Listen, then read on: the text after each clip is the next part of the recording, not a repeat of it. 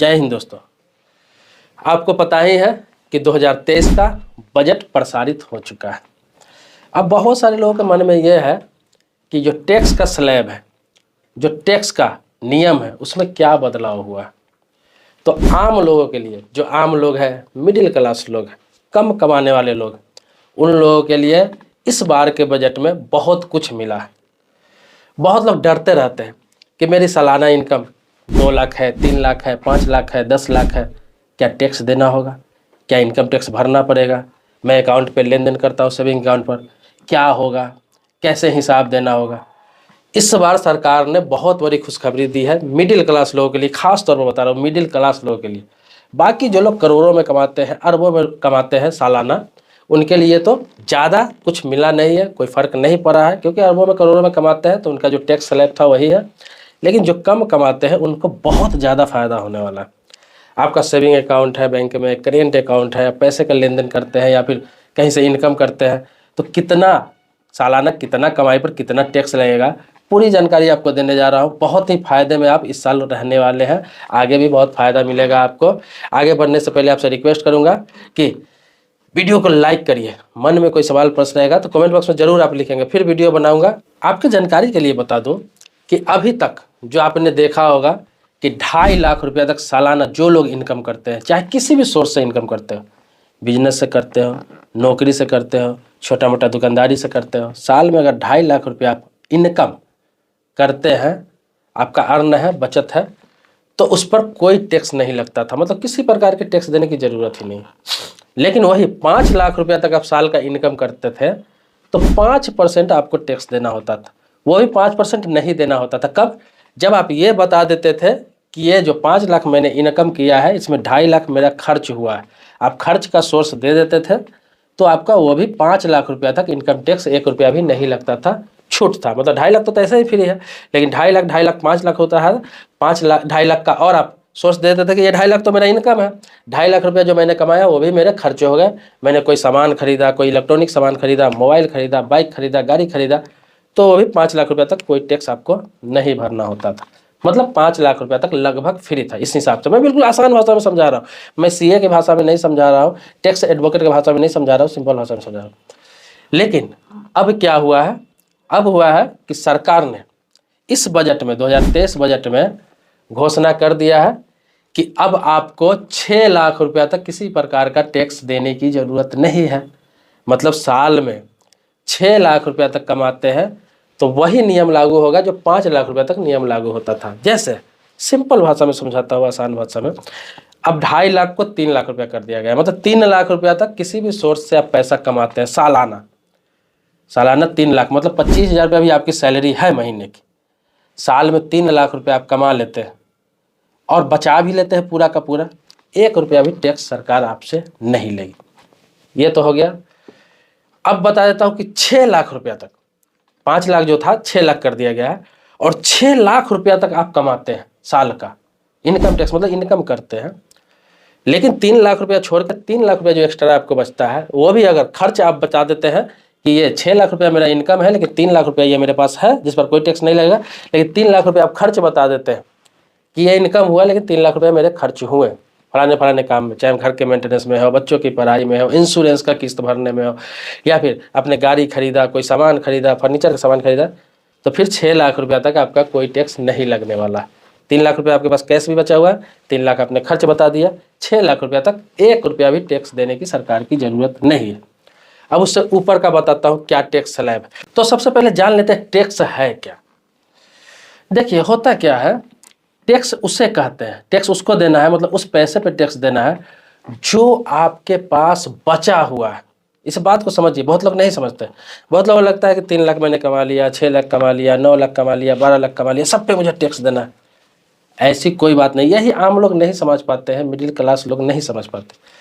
Tax हम उस पैसे पे देते हैं, इनकम टैक्स, जो मेरे पास बचा हुआ है, चाहे वो सेविंग अकाउंट पे हो, करेंट अकाउंट हो, जो कमा के मैंने अपने पास रख रखा है सेविंग के रूप में, उस पर एक बार टैक्स देना पड़ता है। तो जैसे कि मान लीजिए कि साल का आप 10 लाख रुपया कमाते हैं, 10 लाख रुपया कमाते हैं, लेकिन आपके 7 लाख रुपए खर्च हो जाते हैं। बहुत सारे खर्च हो सकते हैं, बच्चों की पढ़ाई हो सकता है, इंश्योरेंस का प्रीमियम दे रहा है, गाड़ी का किस्त दे रहा है, घर का लोन सधा रहा है, बहुत सारे लोन आपने पर्सनल लोन रखा है उसका किस्त दे रहा है, आपके पास बच रहा है 3 लाख रुपया, 1 रुपया टैक्स नहीं देना, 3 लाख रुपये तक छूट।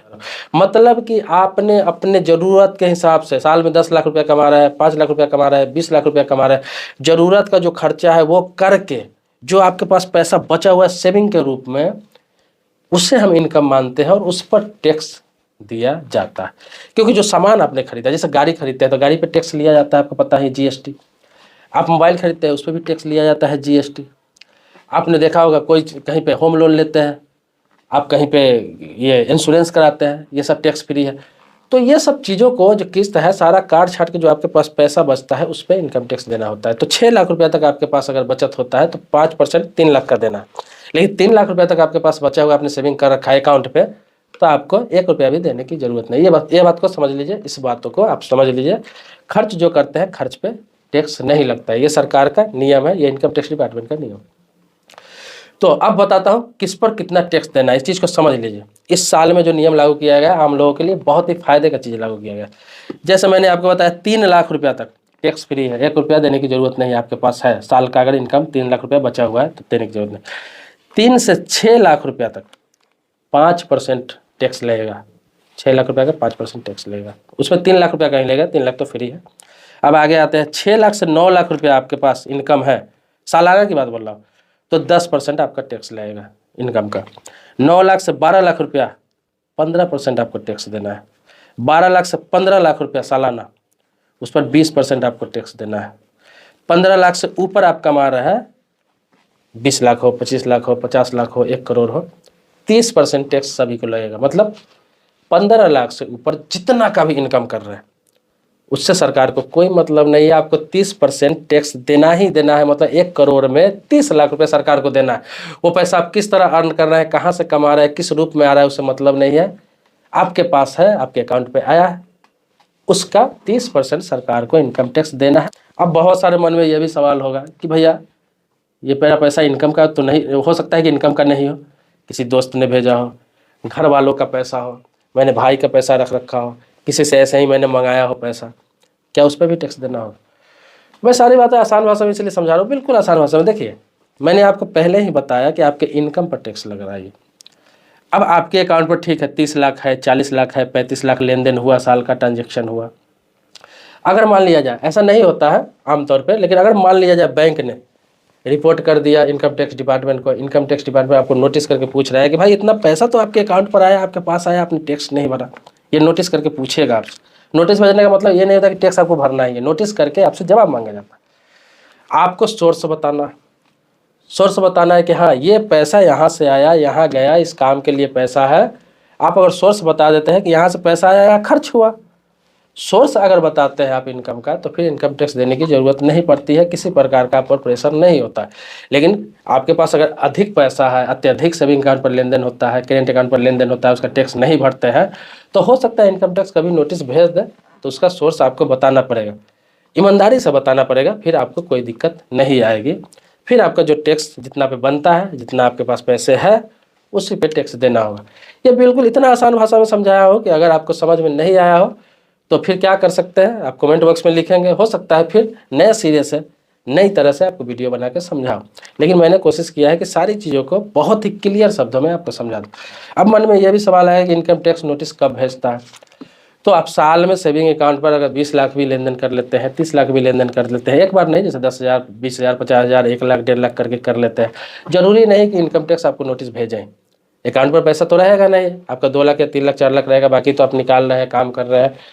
लेकिन कभी कभी होता है क्या है कि बैंक को डाउट हो जाता है कि इतना लेन देन हो रहा है, तो चलो इनकम टैक्स को मैं नोटिस कर ही देता हूँ, तो वो इनकम टैक्स डिपार्टमेंट को इसका लिंक कर देते हैं, अपना शेयर कर लेते हैं इस अकाउंट का। अब होता क्या है कि वो देखते हैं कि भाई इतना लेन देन हो रहा है, 2-3 सालों से इतना लेन देन हो रहा है, लेकिन ये बंदा टैक्स नहीं भर रहा है, ITR फाइल नहीं कर रहा है, जवाब नहीं दे रहा है, तो फिर आपको नोटिस करेगी। लेकिन ITR फाइल करते हैं आप और ये उसमें सोर्स बता देते हैं कि मेरा 20 लाख रुपया साल में आया था मेरे अकाउंट पर, लेन देन हुआ है, ट्रांजेक्शन, लेकिन उसमें मेरा इनकम इतना है, ये पैसा यहाँ से आया, ये पैसा इस काम का था, ये पैसे का मैंने ये काम कर लिया। आप ITR फाइल कर लेते हैं, सारा क्लियर कर लेते हैं, फिर कोई दिक्कत नहीं आएगी। 3 लाख रुपया तक, 6 लाख रुपया तक कोई भी टैक्स देने की आवश्यकता नहीं है। इस साल से किया गया 2023 के बजट में। तो ये बहुत ही आसान भाषा में समझाने का प्रयास किया हूँ, लेकिन फिर भी मन में कुछ ना कुछ इंसान के डाउट रह ही जाता है। अगर हो डाउट आपके मन में रहा होगा तो आप पूछ सकते हैं मुझसे कमेंट बॉक्स में, मैं उस पर प्रॉपर फिर से वीडियो बनाऊंगा। ऐसे तो मैंने सब कुछ क्लियर कर ही दिया है। इसके अलावा मैं आपको बता दूं, बैंकिंग से संबंधित हो, इंश्योरेंस से संबंधित हो, रेलवे से संबंधित हो, पोस्ट ऑफिस से संबंधित हो, सरकारी योजना से संबंधित हो, ये सब अगर कमेंट बॉक्स में लिखते हैं उस टॉपिक पर वीडियो बना दूंगा, कुछ चाहिए जानकारी तो। दोस्तों मेरे चैनल को अभी तक सब्सक्राइब आपने नहीं किया है तो सब्सक्राइब जरूर कर ले, बगल में बेल घंटी उसको भी दबा लीजिए। लेकिन आप मेरे पुराने सब्सक्राइबर, पहले से वीडियो आप मेरे देखते हैं तो इसके लिए कोटि कोटि धन्यवाद देता हूँ, आभारी हूँ आपका। मिलते हैं नेक्स्ट वीडियो में एक नए मुद्दे के साथ, तब तक के लिए शुक्रिया, धन्यवाद, जय हिंद दोस्तों।